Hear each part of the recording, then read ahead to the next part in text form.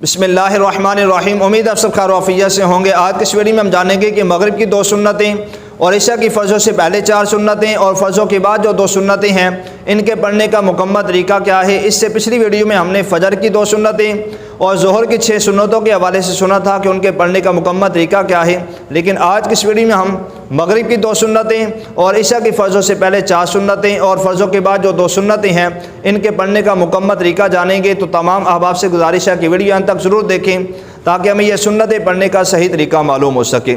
تو سب سے پہلے یہ بات یاد رکھیے، مغرب کی جو 2 سنتیں ہیں یہ سنت موقدہ ہیں۔ سنت موقدہ اسے کہتے ہیں کہ جس کے پڑھنے میں حضور علیہ السلام نے ہمیشہ اختیار فرمائی ہو، کبھی اسے چھوڑا نہ ہو۔ ان کے پڑھنے کا طریقہ یہ ہے کہ سب سے پہلے نیت کریں گے۔ نیت دل کے ارادے کو کہتے ہیں۔ دل میں نیت موجود تھی، اللہ اکبر کہہ کے نماز شروع کر لی، نماز پھر بھی شروع ہو جائے گی، لیکن نیت کے الفاظ زبان سے دہرا لینا بہتر ہے۔ نیت کریں گے 2 رکعت نماز سنت، وقت نماز مغرب، منہ طرف قبلہ شریف، اللہ اکبر۔ ہاتھ جو ہے یہ باندھ لیں گے، پہلی رکعت میں ثنا پڑھیں گے، پھر اعوذ باللہ من الشیطان الرجیم بسم اللہ الرحمن الرحیم پڑھیں گے، سورہ فاتحہ پڑھیں گے، ساتھ کوئی سورت ملائیں گے، رکوع و سجود کر کے دوسری رکعت کے لیے کھڑے ہوں گے، بسم اللہ کے ساتھ الحمد شریف پڑھیں گے، ساتھ کوئی سورت ملائیں گے، رکوع و سجود کر کے التحیات پہ بیٹھیں گے، التحیات مکمل یوم یقوم الحساب تک پڑھ کے دونوں طرف سلام پھیر دیں گے۔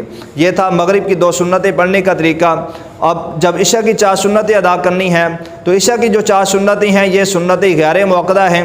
سنت غیر موقدہ اسے کہتے ہیں کہ جس کے پڑھنے میں حضور علیہ السلام نے ہمیشہ کی اختیار نہ فرمائی ہو، یعنی کبھی پڑھا ہو اور کبھی چھوڑا ہو۔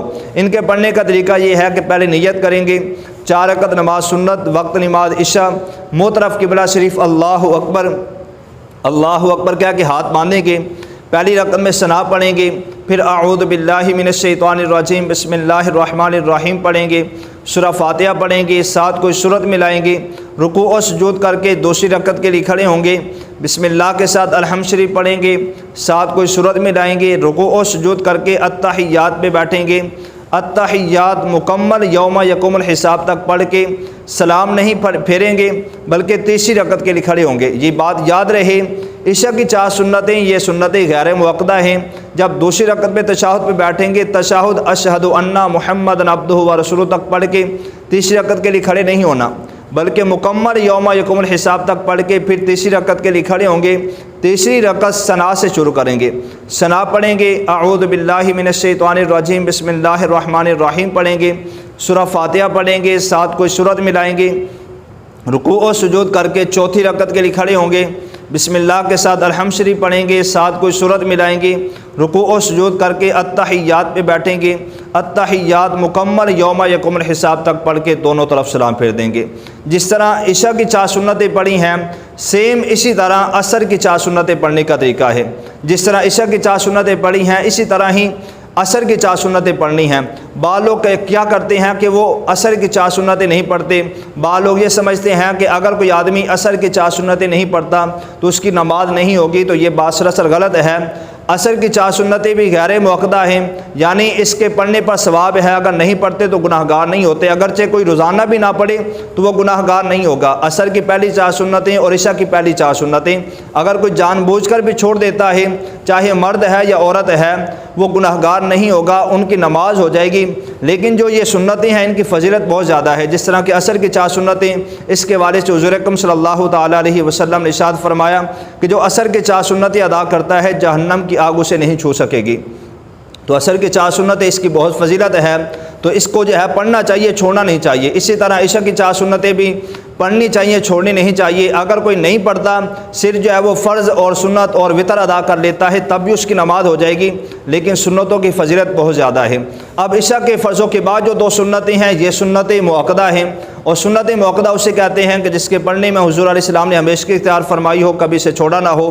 اس کے پڑھنے کا طریقہ یہ ہے کہ نیت کریں گے 2 رکعت نماز سنت، وقت نماز عشاء، منہ طرف قبلہ شریف، اللہ اکبر، ہاتھ باندھیں گے، پہلی رکعت میں ثنا پڑھیں گے، پھر اعوذ باللہ من الشیطان الرجیم بسم اللہ الرحمن الرحیم پڑھیں گے، پھر سورہ فاتحہ پڑھیں گے، ساتھ کوئی سورت ملائیں گے، رکوع و سجود کر کے دوسری رکعت کے لیے کھڑے ہوں گے، بسم اللہ کے ساتھ الحمد شریف پڑھیں گے، ساتھ کوئی سورت ملائیں گے، رکوع و سجود کر کے التحیات پہ بیٹھیں گے، التحیات مکمل یوم یقوم الحساب تک پڑھ کے دونوں طرف سلام پھیر دیں گے۔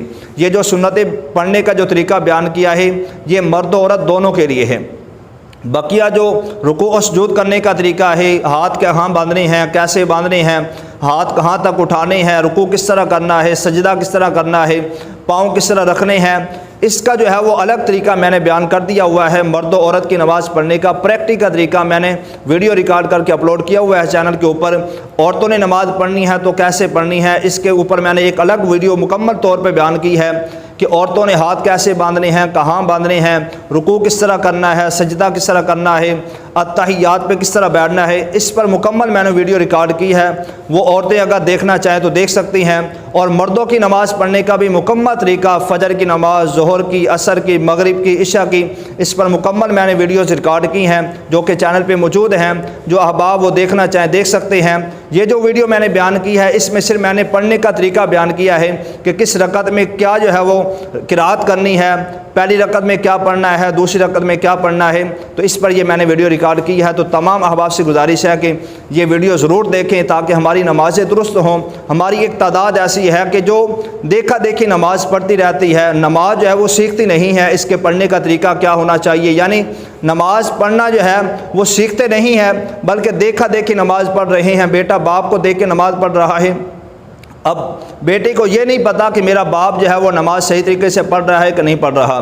20 سال 30 سال 40 سال گزر گئے، نماز سیکھے نہیں کہ پڑھنی کس طرح ہے، پہلی رکعت میں کیا پڑھنا ہے، دوسری رکعت میں کیا پڑھنا ہے، تیسری میں، چوتھی میں کیا پڑھنا ہے، فرض پڑھنے ہیں تو کیسے پڑھنے ہیں، نفل پڑھنے ہیں تو کیسے پڑھنے ہیں، سنتیں پڑھنی ہیں تو کیسے پڑھنی ہیں۔ حالانکہ جو سنتیں موقدہ ہیں ان کے پڑھنے کا طریقہ الگ ہے، سنتیں غیر موقدہ جو ہیں ان کے پڑھنے کا طریقہ الگ ہے، وتر پڑھنے کا طریقہ الگ ہے، فرض پڑھنے کا طریقہ الگ ہے۔ تو ہمیں یہ پتہ نہیں ہے کہ ہم دیکھا دیکھی نماز تو پڑھ رہے ہیں لیکن یہ نہیں پتا کہ میرا باپ جو ہے وہ نماز پڑھ رہا ہے تو درست پڑھ رہا ہے کہ نہیں پڑھ رہا۔ پھر ہم نماز پڑھ کے مسجد سے باہر جاتے ہیں تو گناہوں میں مشغول ہو جاتے ہیں۔ پھر ہو سکتا ہے کہ ذہن میں سوال بھی آتا ہو کہ جی نماز تو پڑھتا ہوں لیکن گناہوں سے باز کیوں نہیں آتا۔ تو پھر اس پر ہمیں خود غور کرنا ہوگا کہ کیا جس طرح میں نے نماز پڑھی ہے اس طرح، جس طرح پڑھنے کا حق تھا میں نے اس طرح پڑھی بھی ہے کہ نہیں پڑھی، جس طرح رکوع و سجود کرنے کا حق تھا اس طرح میں نے ادا کیے بھی ہیں کہ نہیں کیے۔ اب رکوع کے حوالے سے حضور علیہ السلام کے حدیث مبارکہ ہے، حضور علیہ السلام نے فرمایا کہ اللہ تبارک و تعالی بندے کی اس نماز کی طرف نظر ہی نہیں فرماتا جو رکوع و سجود صحیح طریقے سے ادا نہیں کرتا۔ اب خود غور فرما لیں کہ ہم جو رکوع کر رہے ہیں وہ صحیح طریقے سے کر رہے ہیں کہ نہیں کر رہے۔ اسی طرح حضور علیہ السلام کے حدیث مبارکہ ہے، حضور علیہ السلام نے ارشاد فرمایا کہ آدمی 60 سال تک نماز پڑھتا رہتا ہے لیکن اس کی کوئی بھی نماز رب کی بارگاہ میں قبول نہیں ہوتی۔ عرض کی کہ یا رسول اللہ صلی اللہ علیہ وسلم وہ کیوں؟ کہ ایک آدمی کو جو ہے وہ 60 سال نماز پڑھتے ہو گئے، اس زندگی کا ایک حصہ وہ نماز پڑھتے اس نے گزار دیا لیکن پھر بھی اس کی کوئی بھی نماز رب کی بارگاہ میں قبول کیوں نہیں ہوئی؟ تو حضور علیہ السلام نے ارشاد فرمایا اس لیے کہ وہ رکوع اور سجود صحیح طریقے سے ادا نہیں کرتا تھا۔ تو آپ خود غور فرما لیں، حضور علیہ السلام کے حدیث مبارکہ حضور نے فرمایا کہ آدمی 60 سال تک نماز پڑھتا رہے لیکن اس کی کوئی بھی نماز رب کی بارگاہ میں قبول نہیں ہوگی۔ اس لیے جب بھی نماز پڑھیں، نماز ایک اہم فریضہ ہے، ایک اہم عبادت ہے۔ کل بروز قیامت سب سے پہلے بندے سے نماز کے بارے میں سوال ہوگا۔ بندے کی نماز درست ہوگی تو سارے اعمال درست مانے جائیں گے، اگر نماز ہی درست نہ ہوئی تو سارے اعمال بندے کے منہ پہ مار دیے جائیں گے۔ تو نماز ایک اہم فریضہ ہے، مسلمانوں پر اس کو فرض کیا گیا ہے۔ تو نماز پڑھنے سے پہلے جو ہے وہ نماز پڑھنے کا طریقہ سیکھیں، نماز کے فرائض کتنے ہیں، نماز کی شرائط کتنی ہیں، نماز کے مستحبات کتنے ہیں، نماز کے واجبات کتنے ہیں، نماز کے مکروہات کتنے ہیں، اس حوالے سے ہمیں پتہ ہونا چاہیے۔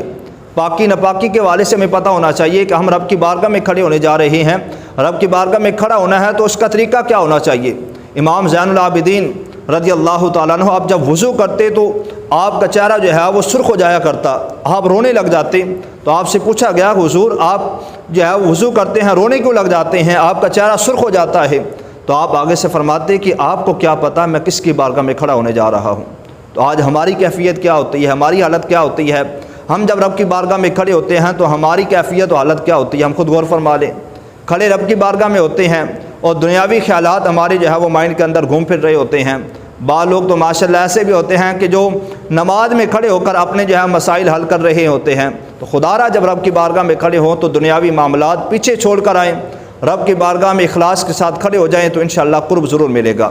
جب بندہ رب کی بارگاہ میں اخلاص کے ساتھ کھڑا ہو جاتا ہے، اللہ کی رضا حاصل کرنے کے لیے کھڑا ہو جاتا ہے تو اللہ تبارک و تعالیٰ اس بندے کو اپنا قرب عطا فرما دیتا ہے۔ پھر نماز کی لذت، نماز کی چاشنی بھی نصیب ہوتی ہے جب بندہ اخلاص کے ساتھ رب کی بارگاہ میں کھڑا ہو جائے۔ لیکن جب بندے کے ذہن میں ہوں ہی دنیاوی خیالات، دنیاوی معاملات اس کے ذہن میں چل پھر رہے ہوں، تو پھر نماز کی لذت، نماز کی چاشنی نصیب نہیں ہوگی۔ بندہ تو اتنا جو ہے وہ خوش نصیب ہے، اس کو تو اللہ تبارک و تعالیٰ کو شکر ادا کرنا چاہیے، اور یہ جتنا بھی شکر ادا کر لے اتنا ہی کم ہے کہ انسان جب نماز پڑھنے کے لیے کھڑا ہوتا ہے تو فرشتوں کی 10 صفیں ہیں جو تعجب و رش کرتی ہیں کہ اے انسان تو کتنا خوش نصیب ہے کہ اللہ تبارک و تعالیٰ نے اپنے آپ کو پکارنے کے سارے طریقے، سارے انداز تجھے عطا کر دیے۔ اللہ تبارک و تعالیٰ کے کچھ فرشتے ایسے ہیں جو قیام میں ہیں، جو قیامت تک قیام میں رہیں گے۔ 10 صفیں ہیں جو تعجب و رش کرتی ہیں، اور ایک ایک جو ہے وہ سب 10 ہزار کی تعداد پر مشتمل ہے۔ فرشتوں کی جو تعداد ہے یہ 10 ہزار کی تعداد پر مشتمل ہے۔ جو فرشتے قیام میں ہیں وہ قیامت تک قیام میں رہیں گے، جو فرشتے رکوع میں ہیں وہ قیامت تک رکوع میں رہیں گے، جو سجدے میں ہیں وہ قیامت تک سجدے میں رہیں گے۔ جو قیام میں ہیں وہ کہتے ہیں کہ انسان تو کتنا خوش نصیب ہے کہ ہمارے پاس تو صرف قیام ہے، اور تو کتنا خوش نصیب ہے کہ اللہ تبارک و تعالیٰ نے تیری عبادت کے اندر قیام بھی رکھا ہے، رکوع بھی رکھا ہے، سجدہ بھی رکھا ہے۔ تو ہمیں اللہ کا شکر ادا نہیں کرنا چاہیے کہ اللہ تبارک و تعالیٰ نے ہمیں اپنے آپ کو پکارنے کے سارے طریقے، سارے انداز عطا کر دیے۔ حضرت شیخ عبدالحق محدث دہلوی رحمۃ اللہ تعالی علیہ فرماتے ہیں جو لذت نماز میں موجود ہے وہ کسی اور جگہ موجود نہیں ہو سکتی۔ تو پھر ہم کیسے کہہ سکتے ہیں کہ جی نماز کی لذت، نماز کی چاشنی نصیب نہیں ہوتی؟ اس کی وجہ یہ ہے کہ جو یہ کہتے ہیں کہ ہمیں نماز کی لذت، نماز کی چاشنی نہیں ملتی، اس کی وجہ یہ ہے کہ وہ نماز صحیح طریقے سے ادا نہیں کرتے۔ جس طرح نماز پڑھنے کا حق ہے اس طرح پڑھتے ہی نہیں ہیں۔ تو اگر چاہتے ہیں کہ ہمیں نماز کی لذت، نماز کی چاشنی نصیب ہو، تو پھر جس طرح نماز ادا کرنے کا حق ہے، جس طرح نماز پڑھنے کا طریقہ ہے، اس طرح ادا کرنا ہوگا۔ اللہ پاک ہمیں اپنی نمازیں درست کرنے کی توفیق عطا فرمائے۔